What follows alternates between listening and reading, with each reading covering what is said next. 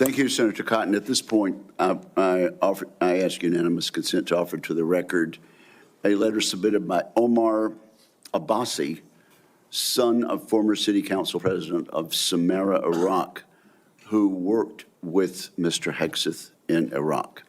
Without objection, that will be entered. Senator Gilibrand. Thank you, Mr. Chairman. Thank you, Mr. Hegseth. Yes, this lady, oh boy, this lady is vicious. She is one of the numerous her female senators that just, she ain't playing no games. She ain't playing no games. She hits with these hard-hitting questions. She's got the attitude, and you'll see. You'll see. She's no joke. I want to thank you for your service, I want to thank you for your willingness to serve in this capacity.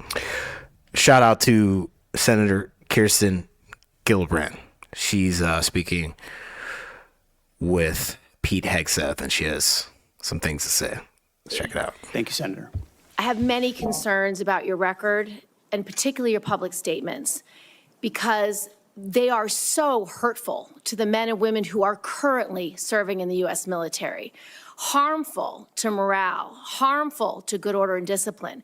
If you are saying that women shouldn't be serving in the military, and I'm going to read you your quotes, because the quotes themselves are terrible.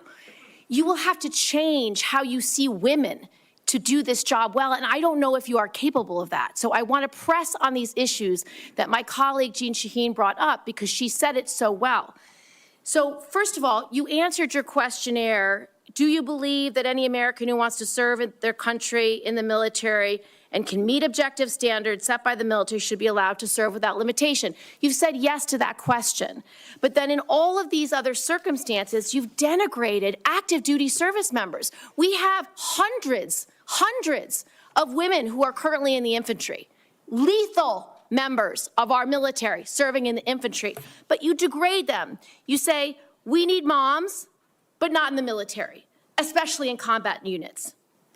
So specific to Senator Cotton's question, because Senator Cotton was giving you layups to differentiate between different types of combat, and specifically, as Secretary, would you take any action to reinstitute the combat arms exclusion for female service members, knowing full well you have hundreds of women doing that job right now? And the standards, your 2 mile run, Tom, is about the Army combat fitness test. It is not the requirements to have an MOS 11 Bravo, which is the infantry. But the thing is, though, if you want to be in the infantry, you need to be able to pass that PT test. I don't know what this lady is talking about, or maybe I'm not understanding it. But if you're going to be in the infantry, you need to be able to pass a physical fitness test. You need to be able to pass it to the standards of whatever branch that you are in. You have to abide by that physical fitness test. If you cannot do the things that are on that PT test, you need to work towards it. And if you still haven't gotten towards it, there's a problem. These are the requirements today for people serving in the industry, men and women. They are gender neutral, and they are very difficult to meet. They have not been reduced in any way, and our combat units, our infantry is lethal. So please explain specifically, because you will be in charge of 3 million personnel. It is a big job. And when you make these public statements, and I get you were not Secretary of Defense then, I get you were on TV, I get you were helping veterans, I get it was a different job. But most recently, you said this in November of 2024, knowing full well you might have been named as Secretary of Defense. So please explain these types of statements, because they're brutal and they're mean and they disrespect men and women who are willing to die for this country. Well, Senator, I appreciate your comments. And You can tell she's very passionate. would point out I have never disparaged women serving in the military. I respect every single female service member that has put on the uniform, past and present. My critiques, Senator, recently and in the past, and from personal experience, have been instances where I've seen standards lowered, and you mentioned 11 Alpha, 11 Bravo. MOS, places in units, and the book that has been referenced multiple times here, The War on Warriors. I spent months talking to active duty service members, men and women, low ranks, high ranks, combat arms and not combat arms. And what each and every one of them told me, and which personal instances have shown me, is that in ways direct, indirect, overt, and subtle, standards have been changed inside infantry training units, ranger school, infantry battalions, to ensure that Give me one example. Please give me an example. I get you're making these generalized commanders meet statements. quotas to have a certain number of female infantry officers or infantry enlisted, and that disparages those women Commanders who are do incredibly not have to capable meet of meeting quotas that for the standard. infantry. Commanders do not have to have a quota for women in the infantry. That does not exist. It does not exist. And your statements are creating the impression that these exist, because they do not. There are not quotas. We want the most lethal force. But I'm telling you, having been here for 15 years, listening to testimony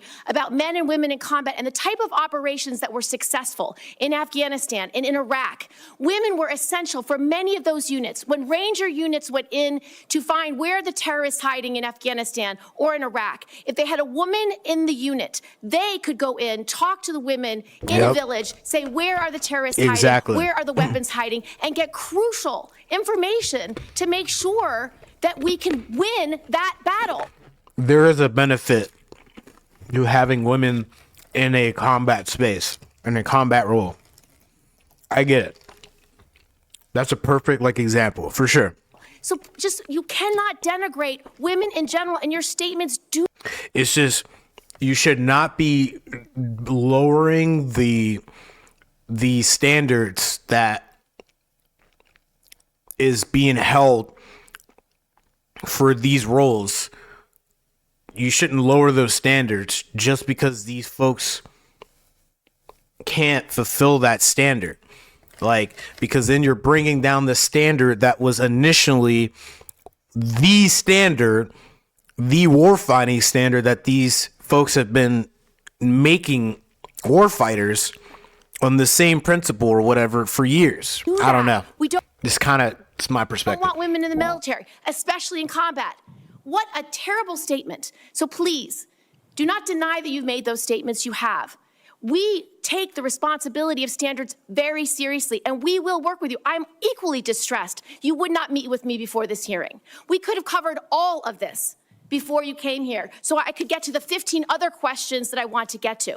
So women, you have denigrated. You have also denigrated members of the LGBTQ community. Did you know that when Don't Ask, Don't Tell was in place, we lost so many crucial personnel, over 1,000 in mission-critical areas. We lost 10% of all our foreign language speakers because of a political policy. You said in your statement, you don't want politics in the DOD. Everything you've said in these public statements is politics. I don't want women. I don't want moms. What's wrong with a mom, by the way? Once you have babies, you therefore are no longer able to be lethal. I mean, you're basically saying women, after they have children, can't ever serve in the military in a combat role. It's a silly thing to say. I haven't heard that exact quote. I've never heard him actually say that, but she's referencing it from what her material that she has here. That's a little wild to say that about the moms. I don't know. The whole females in combat roles has always been a very difficult subject for a while, since women were able to serve in the military, right? It's interesting. She seems to. Here's one thing too. The importance of meeting with these people offline is so important, because that establishes a rapport, and then you can go into this a little bit better.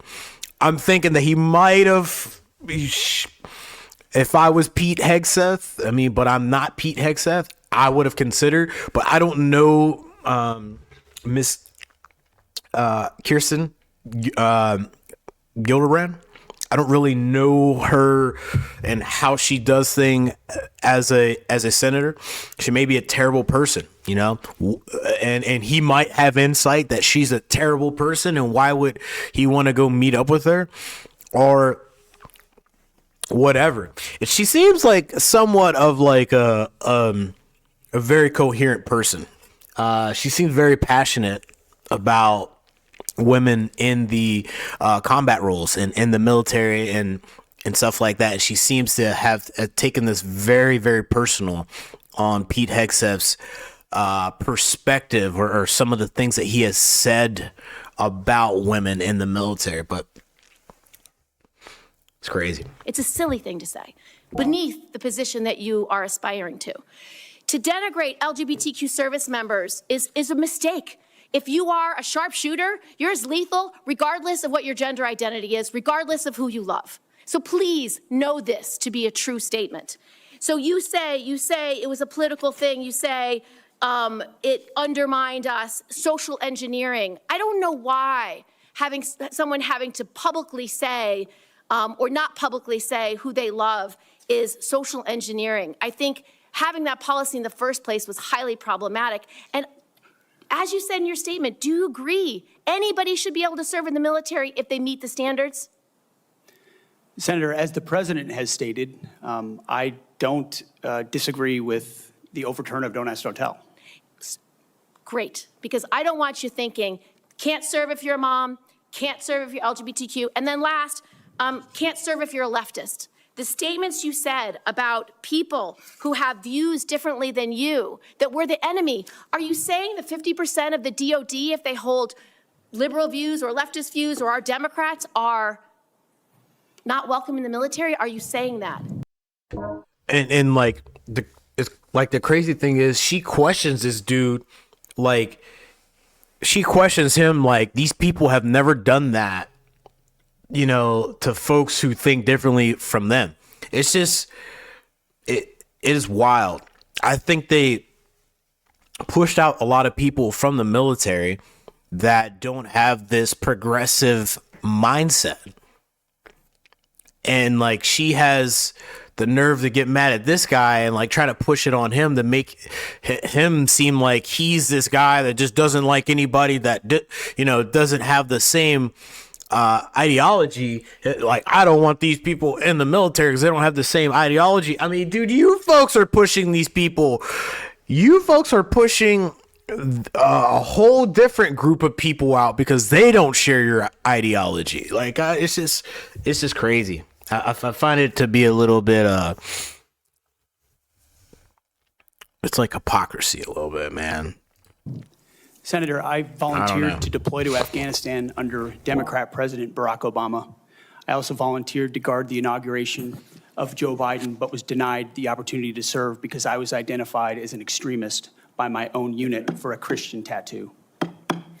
Thank you very much. Drop mic.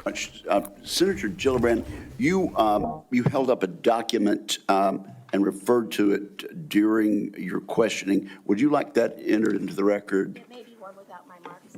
Okay, yeah, okay, we'll delete. We'll submit a clean copy. Without objection, that will be admitted at the point of your question. And I would like to enter into the record at this point a letter of support from retired Air Force Colonel Melissa Cunningham. Colonel Cunningham supports Mr. Hegseth and mentions his warrior ethos, combat effectiveness, and maintaining military training standards. So without objection, both of those will be admitted, and I now recognize Senator Rounds. Love that.